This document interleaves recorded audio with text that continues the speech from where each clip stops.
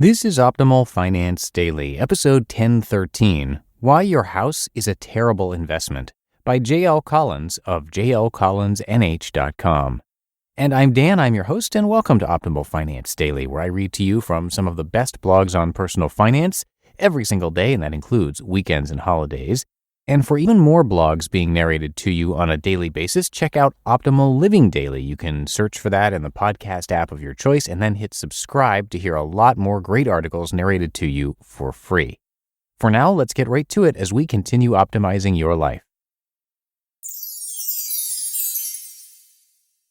Why Your House is a Terrible Investment by J.L. Collins of jlcollinsnh.com.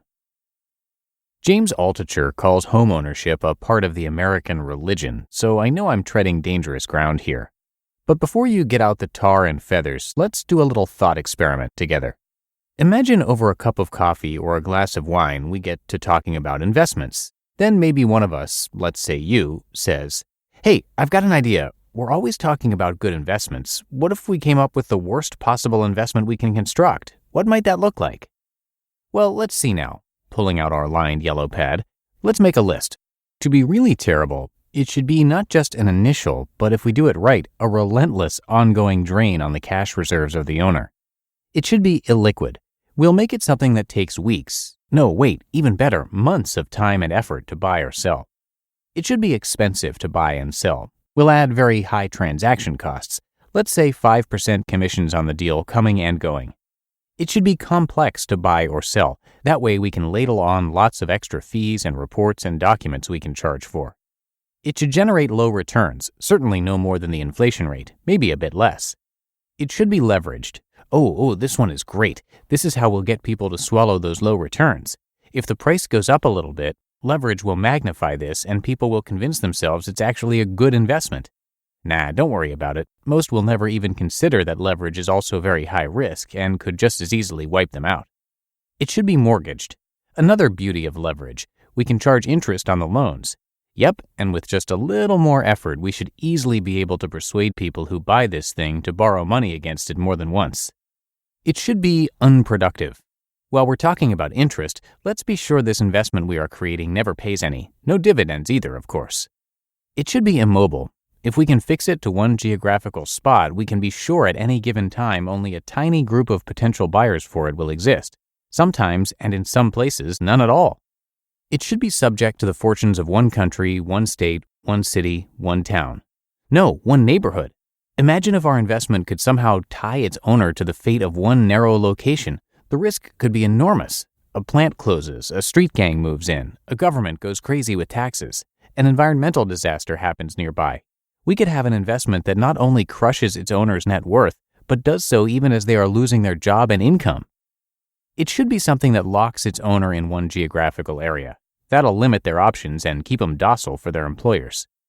It should be expensive.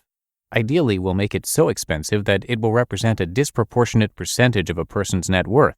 Nothing like squeezing out diversification to increase risk. It should be expensive to own, too. Let's make sure this investment requires an endless parade of repairs and maintenance without which it will crumble into dust. It should be fragile and easily damaged by weather, fire, vandalism, and the like. Now we can add on expensive insurance to cover these risks, making sure, of course, that the bad things that are most likely to happen aren't actually covered. Don't worry, we'll bury that in the fine print or maybe just charge extra for it. It should be heavily taxed, too. Let's get the feds in on this. If it should go up in value, we'll go ahead and tax that gain. If it goes down in value, should we offer a balancing tax deduction on the loss like with other investments? Nah. It should be taxed even more. Let's not forget our state and local governments. Why wait till this investment is sold? Unlike other investments, let's tax it each and every year. And let's raise those taxes anytime it goes up in value. Lower them when it goes down? Don't be silly. It should be something you can never really own. Since we're going to give the government the power to tax this investment every year, owning it will be just like sharecropping. We'll let them work it, maintain it, pay all the costs associated with it, and as long as they pay their annual rent, taxes, we'll let them stay in it, unless we decide we want it. For that, we'll make it subject to eminent domain. In case we decide that instead of getting our rent, taxes, we'd rather just take it away from them. Boy howdy, that's quite a list. Any investment that ugly would make my skin crawl. In fact, I'm not sure you could rightly call anything with those characteristics an investment at all. Then, too, the challenge would be to get anybody to buy this turkey. But we can. In fact, I bet we can get them not only to buy, but to believe doing so is the fulfillment of a dream, indeed a national birthright. We'll run the thought experiment on just how we might make that happen in an upcoming post. For now, in the comments, let me know what other characteristics our worst possible investment should have that I might have missed. Here's one from Mr. Risky Startup. It should increase stress, lead to more divorces, but then be impossible to divide. And one from DM Dave. You only need one motivated, read desperate, seller to set the price for the whole neighborhood. Imagine your so-called investment suddenly gets scuttled when your neighbor decided to sell his particle board mansion at 20% below assessment. Oh, wait, I'm sorry, this was supposed to be about houses.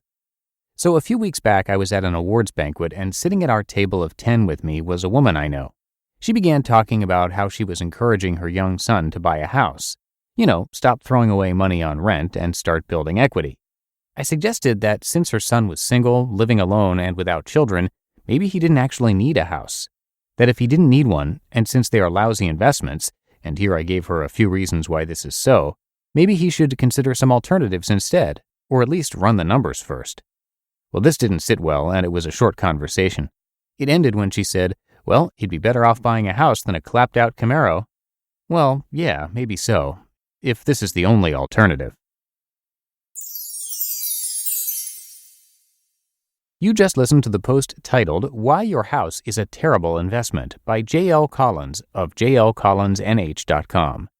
And that's going to do it for today. Hope you have a great rest of your day, and I'm going to see you back here tomorrow for the Thursday show, where your optimal life awaits.